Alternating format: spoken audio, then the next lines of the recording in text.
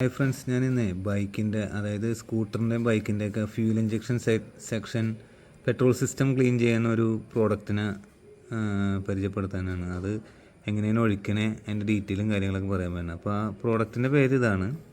മോട്ടോൾ എന്ന് പറഞ്ഞ കമ്പനിയുടെ ആണ് ക്ലീൻ പ്ലസ് എന്ന് പറഞ്ഞ്, അതായത് പെട്രോൾ സിസ്റ്റം ക്ലീൻ പ്ലസ് എന്നാണ് അതിൻ്റെ പേര്. മോട്ടോർ സൈക്കിൾ സ്കൂട്ടറിനൊക്കെ സൂട്ടബിളാണ്. ഇത് ഒരു 50 ml ആണ്. 50 ml ഉള്ളൂ. ഇതിൻ്റെ റേറ്റ് വന്നത് 200 രൂപ കേട്ടോ. അപ്പോൾ ഇതെങ്ങനെ ഒഴിക്കണമെന്ന് വെച്ച് കഴിഞ്ഞാൽ, നമ്മുടെ പെട്രോൾ ടാങ്കിൽ ഓൾമോസ്റ്റ് ഒരു ഇത് 5 ലിറ്റർ കപ്പാസിറ്റി ഉള്ള ടാങ്കാണ്. ബെർഗ്മാനാണ്, സുസുക്കിയുടെ ബെർഗ്മാൻ സ്കൂട്ടറാണ്. അപ്പോൾ അതിനകത്ത് 5 ലിറ്ററാണ് കപ്പാസിറ്റി. അപ്പോൾ അതിന് ഓൾമോസ്റ്റ് ഒരു 300 റുപ്പീസിൻ്റെങ്കിലും പെട്രോൾ നമ്മളതിനകത്ത് ഉണ്ടാവണം എന്നാണ് അവർ പറഞ്ഞത്. 300 റുപ്പീസിൻ്റെ പെട്രോളെങ്കിലും, അതായത് ഒരു 3 ലിറ്ററിന് മുകളിൽ പെട്രോൾ വേണം. കാര്യം എന്ന് വെച്ചാൽ 5 ലിറ്ററിൻ്റെ ടാങ്ക് ആണെങ്കിൽ മിനിമം ഒരു 3 ലിറ്ററെങ്കിലും അതിനകത്ത് ഉണ്ടാവണം. എന്നിട്ട് വേണം അത് നമ്മുടെ ടാങ്കിൽ, പെട്രോൾ ടാങ്കില്ലേ, പെട്രോൾ ടാങ്കിലാണ് ഇത് ഒഴിക്കേണ്ടത്. പെട്രോൾ ടാങ്കിൽ 50 ml ഫുള്ള് ഒഴിക്കണം.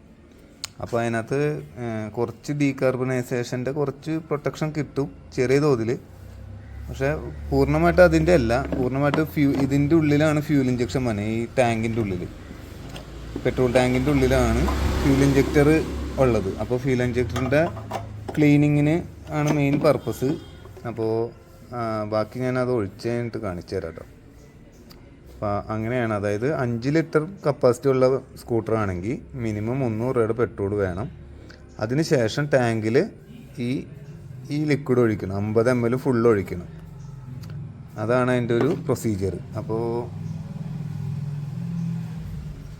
ഒഴിച്ചിട്ട് നോക്കിയിട്ട് പറയാം. 50 ml ഞാൻ ആ ടാങ്കിലേക്ക് ഒഴിച്ചിട്ടുണ്ട്.